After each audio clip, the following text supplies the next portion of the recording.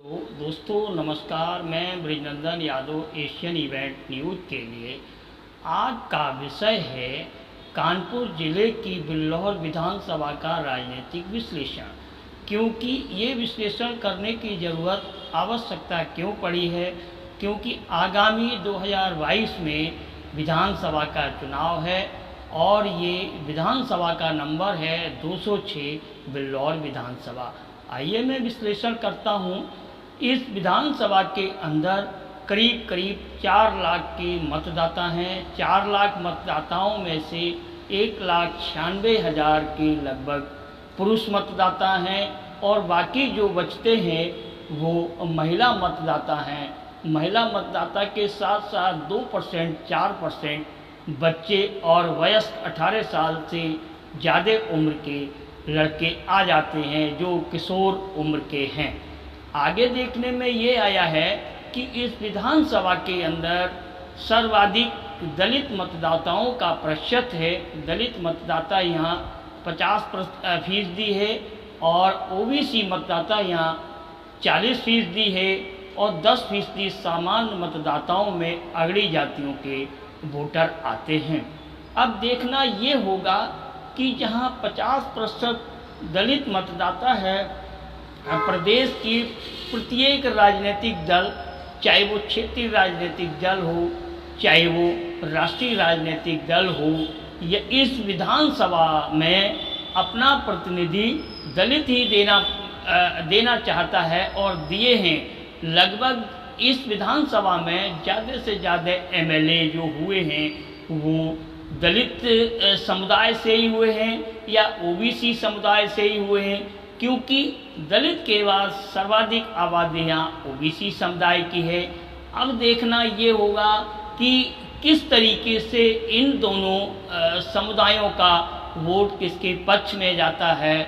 मैंने समाजवादी पार्टी की संभावित उम्मीदवार रचना सिंह से राजनीतिक के बारे में बात किया तो उन्होंने बताया, सर मैं यहाँ पर चाहे पार्टी का हमें आदेश मिले न मिले, लेकिन मैंने जनता के लिए मैं यहाँ लगातार कार्य कर रही हूँ।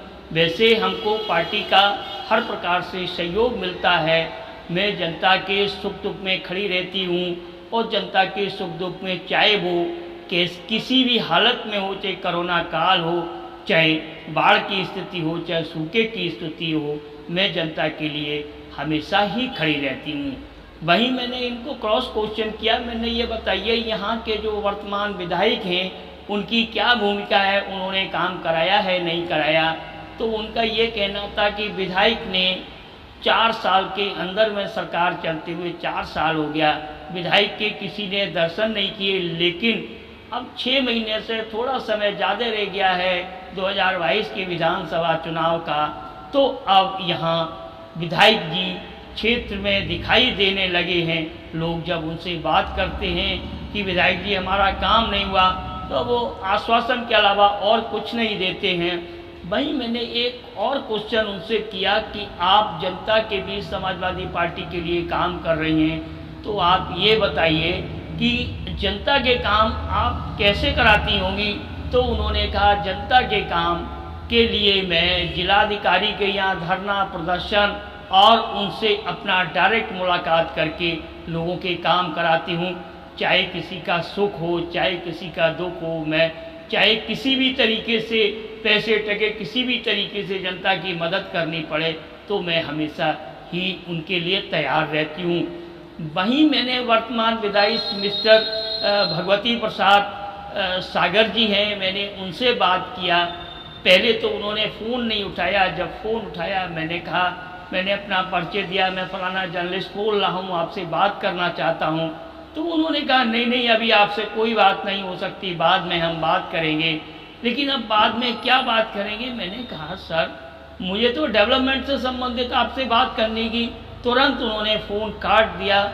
अब देखना ये होगा कि यहाँ पर सर्वाधिक दलित मतदाताओं वाले बिल्लौर विधानसभा में 50% दलित मतदाता एक बहुत हैसियत रखते हैं कि ये जो आगामी विधानसभा का चुनाव है अपनी मूल पार्टी बहुजन समाज पार्टी को छोड़कर ये मतदाता किस ओर रुख ले रहे हैं और आगे क्या जाएंगे, आगे किस दल में उनकी अपनी सहमति होगी, उनको अपना वोट देना होगा।